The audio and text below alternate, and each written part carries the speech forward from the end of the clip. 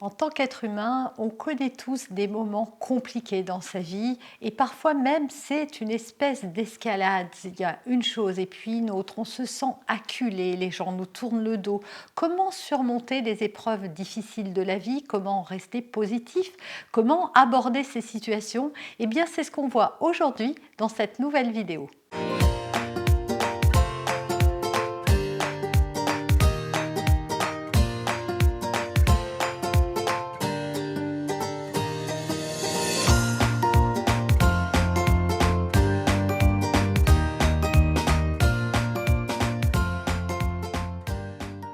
Bonjour, je suis Noémie de Saint-Cernin, votre coach en développement personnel et en parentalité. On va parler épreuves et épreuves difficiles. Et bien justement, pour mettre un petit peu de joie et de bonheur dans vos épreuves, je vous propose de télécharger gratuitement mon coffret. Le lien apparaît sur la vidéo, en description et également en commentaire. Alors, on s'est tous retrouvés, voilà, il n'y a pas de vie humaine sans épreuve. Ça n'existe pas et croyez bien qu'avec le métier que je fais, je rencontre des milliers de gens depuis des années et il n'y a pas de vie lisse en fait. C'est sûr que les gens ne vous disent pas tout de leur vie. Évidemment, vous ne savez pas comment ils ont été touchés par la vie ou comment ils le sont peut-être actuellement. Mais ça n'existe pas des vies où c'est lisse comme un miroir et où c'est un long fleuve tranquille. Voilà, dans la vie, il y a des hauts et des bas. Ce qu'il y a, c'est que quand on tombe dans une période de bas, parfois, on est acculé, les mauvaises nouvelles se multiplient, c'est coup sur coup, on encaisse, c'est uppercut sur uppercut et on ne sait pas comment s'en sortir. Donc c'est ce qu'on va voir aujourd'hui dans cette vidéo, comment surmonter les épreuves difficiles. C'est une question qu'on va poser, comment rester positive malgré les épreuves, est-ce que c'est possible et comment les aborder. Donc on va voir tout de suite et développer tout de suite ce sujet si ça vous intéresse. Et si vous aimez mon travail et que vous avez déjà aimé plein d'autres vidéos, bien c'est peut-être le moment de vous abonner et de cliquer la cloche pour être avisé de toutes mes publications. Et surtout pour m'encourager à faire grossir cette communauté et semer encore plus de conscience. Alors pour vous aider à surmonter vos épreuves, je vous donne une méthode en 5 étapes. Étape numéro 1, c'est d'accueillir vos émotions. Alors ça peut vous paraître peut-être évident ou bizarre ou je ne sais pas, mais en tout cas ce qui se passe, c'est que évidemment, quand vous avez des mauvaises nouvelles, ça génère des émotions douloureuses. De la tristesse, de l'inquiétude, de l'accablement, des soucis, du stress, peu importe. Et donc ces émotions-là, qu'est-ce qu'on fait quand elles arrivent? On essaye de mettre un couvercle dessus. Et on a plein de stratagèmes pour ça. Soit on essaye de changer les idées, on sort, on fait autre chose, on se colle devant la télé pendant des heures, soit on va scroller les réseaux sociaux pendant des heures encore, soit on va faire flamber sa carte bleue, que ce soit en ligne ou en vrai, soit on va boire un peu, on va fumer un peu, voilà, on va manger aussi et se jeter sur la nourriture. On a plein de manières de compenser ce qui nous gêne. En fait, la bonne méthode consiste à accueillir ce qui est là. Comment je me sens? C'est vraiment la question à se poser. Vous allez voir, ça va diminuer la charge émotionnelle de ce que vous ressentez, de le nommer, de s'y intéresser et de se poser. Pourquoi? Parce qu'une émotion est une messagère, elle vient juste tirer une sonnette d'alarme et dire, voilà, il y a un de tes besoins qui n'est pas comblé. Par exemple, votre besoin de sécurité n'est pas comblé parce qu'en ce moment, vous cumulez les factures, les dettes et les banqueroutes financières. Et donc, cette émotion-là, elle dit juste, attention, tu te sens pas en insécurité, tu te sens en insécurité, comment tu pourrais faire? Voilà, elle vous alerte, comme quand vous avez faim et que ça vous alerte et que ça vous dit, bon ben là, tu as faim, tu as soif, il faut faire telle chose. Et bien là, il s'agit juste d'écouter le message de votre émotion et pas plus. Deuxième étape, il y a une émotion qui va être récurrente, c'est la peur, avec tout ce qu'on peut mettre derrière. Peur du manque, peur de ne pas y arriver, peur de ce que ça va devenir. En fait, vous faites des projections. Ça veut dire quoi? Ça veut dire qu'il vous arrive quelque chose là maintenant dans le présent, et dans le présent tout va bien, mais vous imaginez le pire dans le futur par rapport à cet événement. Et peut-être que ça ne va jamais arriver, surtout si l'on considère que plus de 90% de vos peurs ne se réalisent jamais.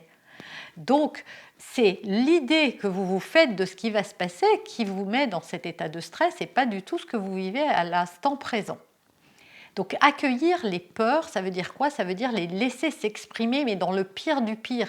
Et souvent, on ne veut pas, parce qu'on se dit, si j'écoute ma peur, elle va me faire encore plus peur. Bah non, parce qu'elle aussi, c'est une émotion, et donc c'est une messagère, et tant qu'elle n'a pas donné son message, eh ben, elle cogne par la fenêtre, elle cogne par la porte, vous lui claquez la porte au nez, elle revient par la fenêtre, et ainsi de suite.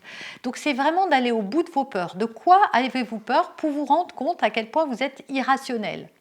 J'ai eu il n'y a pas très longtemps une amie qui avait peur du Covid et qui me disait bah, j'ai peur du Covid. Je disais ok, bah, t'as peur de quoi? Bah, j'ai peur de tomber malade. D'accord, si tu tombes malade, il va se passer quoi? Bah, je vais être malade, très malade.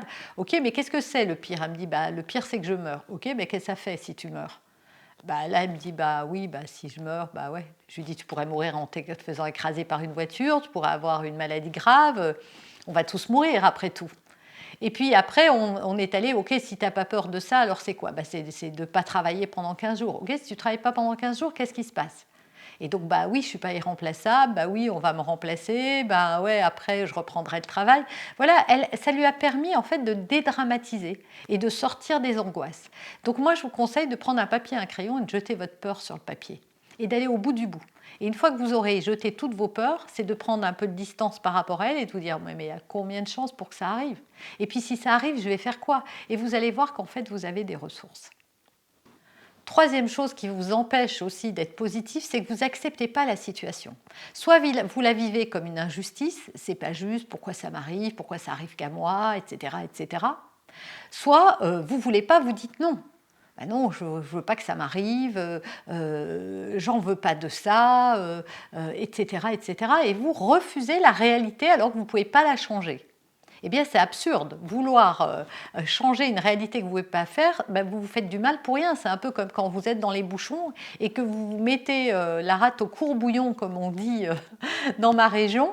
Et à quoi ça sert de se faire autant de mauvais sang et de générer autant de stress alors qu'on sait ça ne va pas agir sur le bouchon? Donc dans ces cas-là, c'est absurde. Mais là, c'est pareil, c'est absurde de ne pas accepter une situation que vous ne pouvez pas changer. Il y a deux options. Soit vous pouvez agir sur la situation et donc allez-y, soit vous ne pouvez pas et donc vous ne pouvez que l'accepter, comme un deuil, comme une facture, comme un licenciement, comme la perte de quelqu'un, comme etc., etc. Voilà. Quoi qu'il vous arrive, si vous ne pouvez pas le changer, alors vous ne pouvez que l'accepter. Et accepter la situation, ça ne veut pas dire d'être d'accord avec elle, c'est juste dire ok, je ne peux pas le changer, donc j'accepte. Et vous allez voir que ça va également diminuer très fort l'intensité, la charge émotionnelle de ce que vous ressentez. La non-acceptation crée la souffrance. Parce que vous soyez triste, vous ne pourrez pas l'éviter. Que vous ayez de la peine et que vous soyez accablé, vous ne pourrez pas l'éviter. Mais vous pouvez éviter de vous infliger de la souffrance supplémentaire. Et tout ce que je viens de citer vous rajoute de la souffrance. Quatrième point, restez quand même positif. Est-ce que vraiment, voilà, une fois que vous aurez listé toutes vos peurs, comme je vous l'ai dit, est-ce que vraiment c'est si dramatique que ça? Est-ce que ce n'est pas une bonne nouvelle non plus? Parfois, la vie, elle nous livre des cadeaux mal emballés, comme j'aime à le dire. Et nous, on refuse d'aller voir au-delà d'emballage. Peut-être que vous avez perdu votre boulot, mais vous l'aimiez tant que ça, ce boulot? Peut-être que là, vous avez une facture à payer, mais est-ce que vous avez l'argent pour le faire ou est-ce que vous n'allez pas le trouver? Et quelle importance cette situation, elle aura dans 5 ans, dans 10 ans, dans 20 ans? Et si vous en sortez de cette situation, comment vous allez vous sentir après? Quelles ressources ça aura développé chez vous? Vous voyez, c'est vraiment de prendre un petit peu de recul et de chercher les ressources. Et si ça arrive vraiment, tout ce que je crains, ben, qu'est-ce que je ferais dans cette situation? Si c'était vraiment là, quelle solution j'aurais à ma disposition? Quelles sont mes ressources? Et vous allez voir que vous en avez des tonnes. Et enfin, cinquième et dernier point, ayez confiance en vous, mais aussi en la vie, qui sait parfois mieux que nous ce qui est bon pour nous. Nous sommes là en tant qu'individus pour évoluer, en tout cas c'est ce que moi je crois. Et si on n'avait pas d'épreuves, ben, on resterait toujours à stagner au même endroit. On ne se bougerait pas parce que notre cerveau est fait de telle sorte qu'il évite tout ce qui lui demande trop d'énergie. Et parfois la vie, elle vient un peu nous bousculer. Et ben, c'est pour nous aider à grandir. Et d'ailleurs, souvent, on entend les gens, quand ils sont sortis de certaines épreuves, dire « j'ai grandi, ça m'a appris plein de trucs sur moi-même, etc. » Et c'est vrai que ça développe l'estime et la confiance qu'on a en nous. Et ça n'a pas de prix, développer l'estime et la confiance en soi. Et le fait de se sortir de difficultés et de situations difficiles, ça permet de voir qu'on est capable de trouver des ressources, qu'on est capable de s'en sortir, qu'on est capable de dépasser ses limites. Et donc ça rend fier, ça donne confiance. Et c'est ça en fait qui va développer sa fameuse estime que beaucoup de personnes cherchent à développer. Et pour conclure, j'aimerais vous dire la phrase suivante. Ce qui compte, ce n'est jamais ce qui vous arrive, mais la façon dont vous allez réagir à ce qui vous arrive. Et ça, c'est vraiment fondamental. Vraiment, retenez, si vous deviez retenir qu'une seule chose de cette vidéo, c'est véritablement celle-ci. Même si les 5 autres sont importantes, en tout cas, si vous l'avez aimée, si vous pensez qu'elle peut aider des gens autour de vous, eh bien, partagez, likez, commentez, abonnez-vous également, cliquez la cloche. N'oubliez pas de repartir avec votre coffret gratuit. Et on se retrouve très vite et très bientôt dans une prochaine vidéo.